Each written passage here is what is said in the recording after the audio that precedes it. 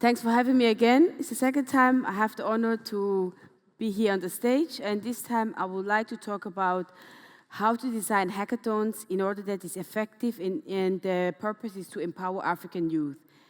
Okay, what do you see here on the image? We see people hacking together. On the top left, ETH Global London. The right side, ETH Global Hackathon in Mumbai, Lisbon, and in Bogota.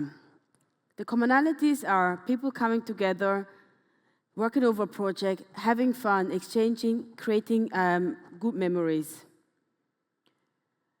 Different cities. On the left side, London. On the top right, Zurich. Bottom, it's Abidjan. The cities look very different. All share the same commonalities that they are cities at the river, but besides is the architecture, the fauna, etc., it looks completely different. Another image on the top left, people working together at the hackathon in Accra. On the right side, standing in front of one of the sponsors. Bottom left, city in Accra, and right, city in Lagos. This brings us the question, should all hackathons be the same? The first question that came across is like, is there one size fits all? We all agree that hackathons are a great way for youth, for anyone who wants to enter Ethereum ecosystem because it provides a safe space to play around with the technology, etc. But if the hackathons are not designed well, I think we're missing out the point, the effectiveness. And the question that came across of the research is, I don't think so that the hackathon one size fits all, and mainly based on four observations that I've come across. Time perceptions. People perceive time in a different way. I mean, some cultures, time is more like people are more on time than others. It's not that because people are lazy, it's just like they just have a different approach to timing. Communication channel, for example, differs vastly across cultures. On the image on the left side, you see a billboard. We advertise the hackathon on a billboard at a huge intersection. Once we have set up the billboard, that's when the registration number exploded because people perceive billboard as a legitimate communication channel versus any advertisement, maybe on X or on other platform, is not perceived as trustworthy. So the communication channel that you use is very, very detrimental and also important. Radio, for example, it's huge. Radio and billboard are the two main communication channels in Western Africa that people rely on, versus I'm mainly based in Zurich, but I've never paid attention to any billboard advertisement of a hackathon in Zurich. Collaboration style, for example, is very different. We came across that an observation that collaboration, they would like, in certain cultures, people prefer to have appointed leader, which should remain the same. And people also come in groups. For them, it's very important that they have formed their groups before they enter the hackathon venue, versus when in Western cultures or here in London, Lisbon, Belgrade, etc. I mean, I personally I've attended many hackathons myself. I go alone, I find people on the spot. Sometimes I hack team of 3, sometimes team of 5. But for me, it's just like a very natural way in attending a hackathon. But other cultures, it's very, very important that the people feel that the collaboration style is important, and you need to adhere to the different needs of each city. Competition is also perceived very differently. People are willing to win, but for them it's very important that they win as a group in order than winning solo. So these are the main 4 observations that we came across, that we think that there's no one size fits all. The next question that came across of the research is, why Africa? I mean, the demographics speaks volume. As of now, 1.4 billion of the world population is based in Africa. and 75% is below 35 years. So they have a huge youth population. It's also one of the fastest growing cities in the world. 17 out of the 20 are based in Africa, and the current median age is 19 years. And the expected population by 2050 is going to be 2.6 billion. So if you have these demographics in mind, then I think it comes very natural that, hey, technology and the youth, we know that youth contribute to a huge part of the economic growth. So in order, I think it's not it's a winner takes it all. It's more the question that comes across is how you can tap into the huge demographic potential that is there and combined with the technology, because we all know from studies that youth are the African youth are more tech savvy, mobile money, transaction, etc. They're growing up in a digital native environment. So it's not like in Western world, for example, Switzerland, where 25% of the population is 65 years. So it's a complete different demographic. So the hackathon combined with the Ethereum hackathons and the youth, I think this combination, if this is designed well, attained well, it's a huge potential that should be looked into it.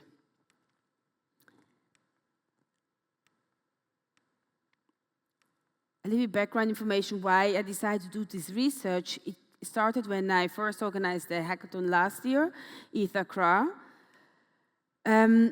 That's when I came across several observations, challenges that I had more the Western perspective, because I grew up here in Switzerland mainly. I've attended many hackathons in Latin America and in Europe, so I've been used to the nature and the structure and the design of the hackathons there, and I wanted to apply this, but then I realized that, I think there are vastly differences that I need to pay attention in order to have the hackathon successful.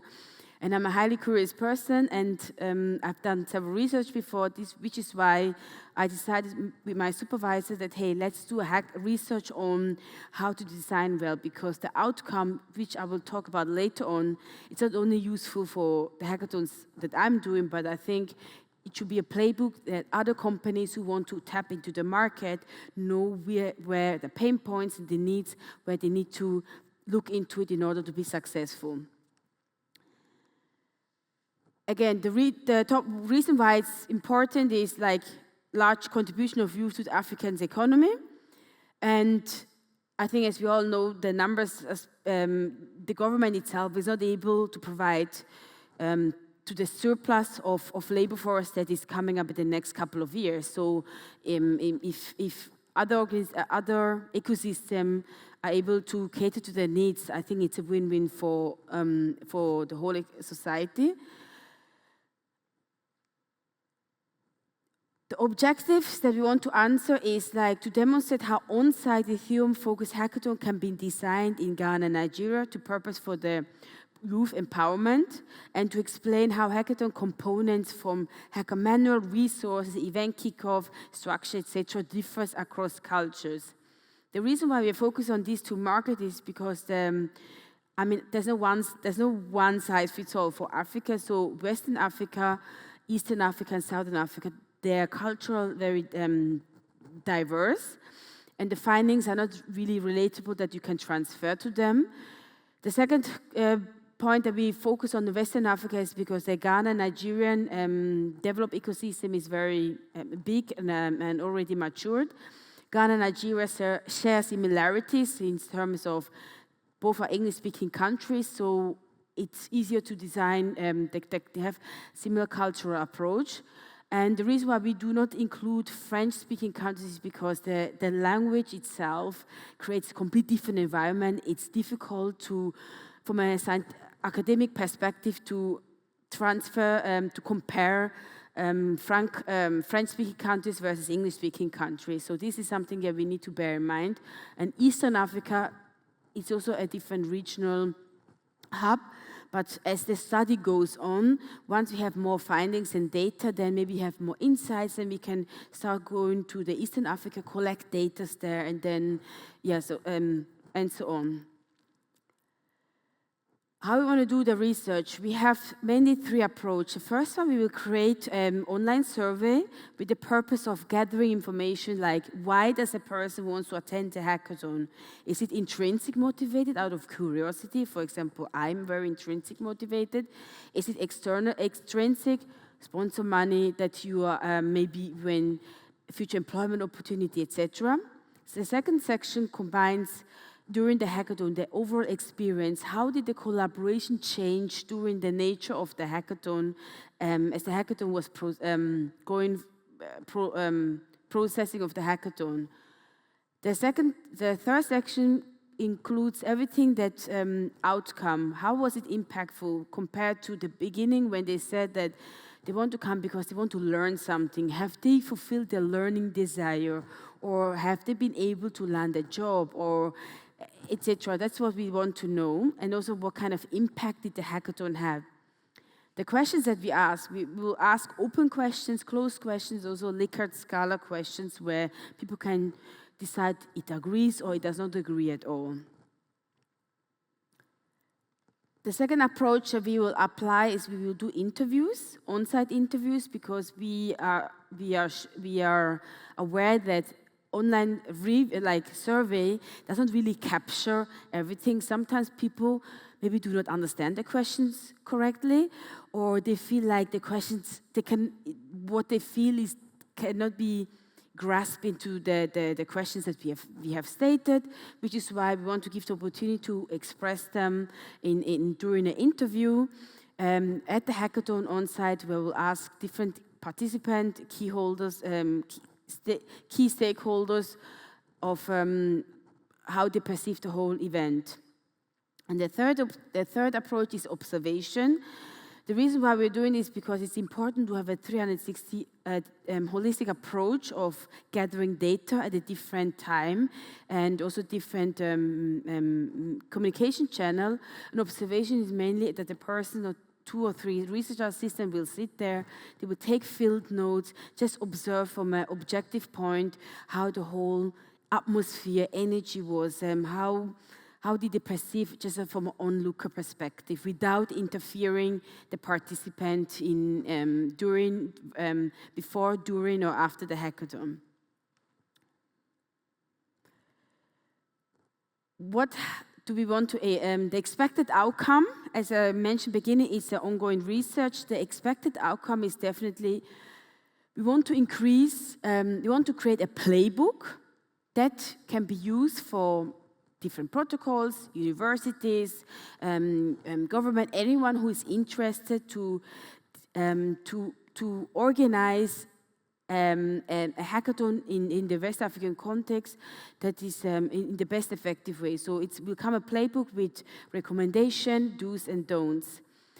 And we are sure that when the hackathon is designed well, this will also drive innovation. Because if you do not pay attention, for example, time-wise, usually the hackathons in Europe start on Friday evening and they end on Sunday. We have experienced that, for example, in Ghana, Sunday is reserved for family and community engagement. So if you do a hackathon that ends on a Sunday, people will not attend, or they will not finish the event, and because I think it's important you not question whether it makes sense to have family gatherings on Sunday. It's more being culturally aware, respecting the different requirements and needs, and tailor it to the needs, so it's also inclusive and accessible to each respective city. When the hackathons are designed well, that will also increase that people are more inclined in attending, and people are attending more. They will get more exposed to the Ethereum ecosystem, and that will also drive people will use it more and it will increase adoption of Ethereum in the West African region. That, in turn, if people use it more, will also bring a diverser solution to the challenges that Ethereum currently has. Because, I mean, as the slogan goes, that there's an infinite garden. The Ethereum garden in Western Europe is different from in Western Ghana. But if you always have hackathons in the same region, I think then we also have the same type of mentality and people who are attending, and then I think we are missing out the picture of different regions have different needs, and this might also have a positive impact on the challenges that we are currently facing in the Ethereum ecosystem. Yes, and also one expected outcome is definitely addressing regional, I mean, maybe will come out that University of Ghana might be interested to maybe have changed their curriculum in order to prepare the youth more for like Ethereum and the hackathon, etc. The findings will also cater to addressing regional tech ecosystem needs. From a scientific perspective, our research will definitely contribute to the innovation theory. We will question the status quo of what drives innovation, how do certain learning settings need to be designed in order to boost the innovation. It also questions the temporality theory, and overall we will answer questions how, in terms of accessibility, coordination, and timing, differs from various regional, differs across cultures. Question. Since it's an ongoing study, my goal here is to introduce what we have thought about how we want to do the study, but I'm also keen to hear what do you want to know that I have not covered yet. Is there any burning point that you're interested to know that maybe I will put it into the research design? Yeah, open to questions.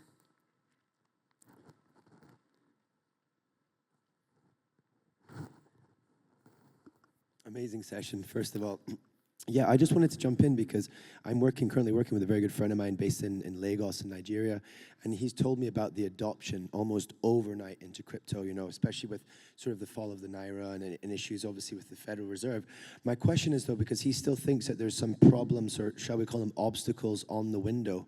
And obviously institutions and organizations like yours that are driving these hackathons into sort of localized communities and bringing it to the forefront are key into this growth. But what other obstacles do you think are there? You know, could be on the side of infrastructure, connectivity, opportunities for the youth, and also funding. But what kind of things do you think we need to put in place to allow Nigeria to become, and of course Ghana to become the kind of next sort of, I would say next evolution in the chain of blockchain within Africa? Interesting question. So if I understand you correctly, you want to know what kind of challenges do Ghana or Nigeria currently have that hinders people in coming to the space from a end user perspective or from a developer perspective? Well, for both really, because obviously it's not just developers we need. It's because the thing is the developers are there, they're coming, but then we also need marketers, we need product developers, we need. It's a whole mixture of different talent that's needed to really scale the scene within Ghana and Nigeria. So I'm curious if you know or if you're aware of how we can kind of facilitate that migration into a wider adoption within Africa. I think wider adoption would definitely be, for example, from an end user point, is whenever apps or the apps should be mobile friendly. This is something I have come across. It's like here maybe I'm more like inclined to be the desktop person, but in other regions, it's just mobile is king, mobile first. So if we are able to design products that fit into a mobile, like mobile first, I think that's when people will adopt earlier, because you cannot force people to buy a desktop or laptop in order to use it. I think this is one of the observations that that I have realized. And the second thing is, I think it boils down to education. It's like it's not like it needs to be consistent. It needs to be like on a consistent level. And this is something that I do not really see. And I think we should also get away from always online education. It's about in-person. It's about being there, various different protocol wherever they are incorporated based, but you need to have like local representative who are able to do a campus tour, for example. This is what we have done last year, going to different universities, talk about it, do introduction, because for the vast of the majority, things are still very unknown. And yeah, if I want to summarize, I would say mobile first from an end user point, but then also education-wise, starting at the university, I think this is the holy grail. I couldn't agree more. And do you think also maybe on top of education, maybe incentivization, because people need to see that the, shall we say, the municipality, the government is also pushing people into those industries, which is something globally we need. But I'm just curious as to whether education is the first part and we actually need to follow it up with more actions. So opportunities in the space, incentivizing maybe the youth to come into these, to DAOs or to other organizations that are setting up these dApps. I'm just curious as do you think that there is a long way to go, or do you think we're at the cusp of a kind of huge migration in these areas? I mean, good question. Yeah, definitely incentivization is definitely very important because people need to see, like, have some form of perceived usefulness. Why should they use it?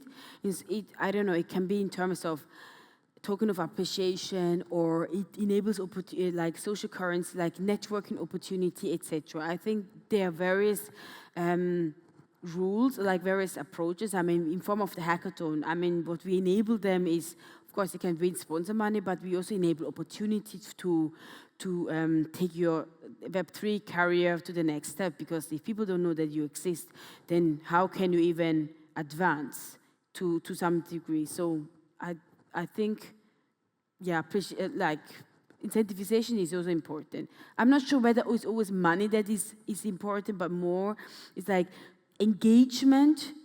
Honest engagement should be rewarded in whatever form that might be. I think it's something that the protocols needs to decide. Does it answer your question? Great. Yes. So the lightning, I don't really see well. Thanks. First of all, it was a great talk, honestly, and very different, like mind-opening in a way. Me, when I started working, like getting involved in crypto. So can you speak a little bit louder? Yeah, sure. When I personally started like becoming active in crypto in some way, it was mostly by writing a blog on Substack. And after a while, I noticed that the most followers I had were from two regions, the US, and the blog is in English, of course, and the other was Nigeria. And for me, at first, it was a surprise. I was like, I didn't expect it. That's what I meant.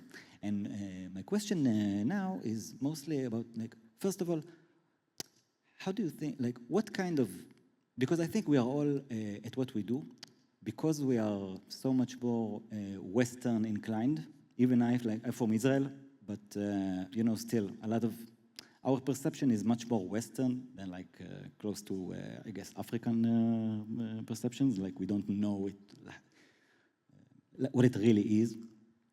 And I'm first of all curious about what kind of different narratives do you think like play a meaningful role to the African audience?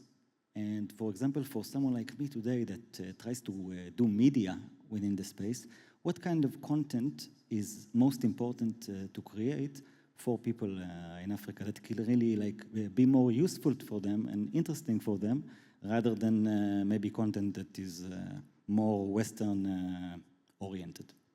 Thanks. Okay, thank you for your question. If, can I summarize it? So you want to ask what kind of content is it is the best for Nigerian market, but what kind of content?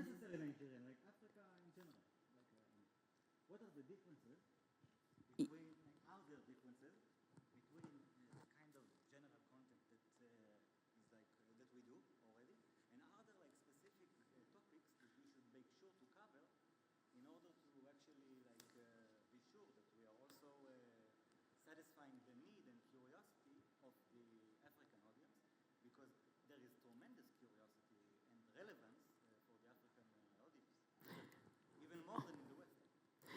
Okay, now I get you. I mean, I think bringing down to your question when you said that you had fans like from Nigeria. I mean, I think Nigeria. No, but Nigeria is like it's a powerhouse. Like they have like it's the most populous country in whole Africa. 230 million people. It's it's just like that's just to give you a little bit background information and. I mean, the median age is super young, so that's why I think it's just like it's a powerhouse. The huge interest there. I think when it comes to content, I think people are more inclined to see content which maybe addresses to their needs because if you grow up in a system or like where the government systemically fails you, I think then you just grew up in a mindset that maybe you have to take the bull by the horn and you do not rely like, okay, wait until the government does something for you. But then in that aspect, maybe it's more inclined to have content for addressing local challenges, for example. I don't know, like challenges might be, like, for example, in solving inflation, for example, having more like alternative of how to. A solution might be how to use your mobile money to your feature phone changing when you want to off-ramp in fiat into a stablecoin. That might be something that people want to see because this is really addresses to their needs. But I think it's also similar to Argentina case. Another content that might be of interest is, for example, many of the PayPal or subscription that we use here in the Westerns, they are not able to manage or like to use it. So this type of content might be useful and not content in terms of, I don't know, alternative investment or strategy or whatsoever. Yeah. Does it answer your question? Thank you. Any other questions?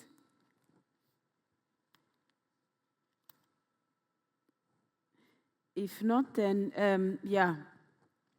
The next hackathon, it's end of August, 29th to 31st August. If anyone wants to come, you're highly welcome. Happening University of Ghana. Yes, I mean, for sponsors who are interested, we want to create enabling opportunities to invest in the future talent and planting a seed for the future as well. So highly welcome. If you want to stay in touch with me, it's my contact address. More than happy. I'm here in Belgrade as well for the next couple of days. We can always have a chat if I did not answer all your questions. But other than that, thank you so much. It was nice and see you soon.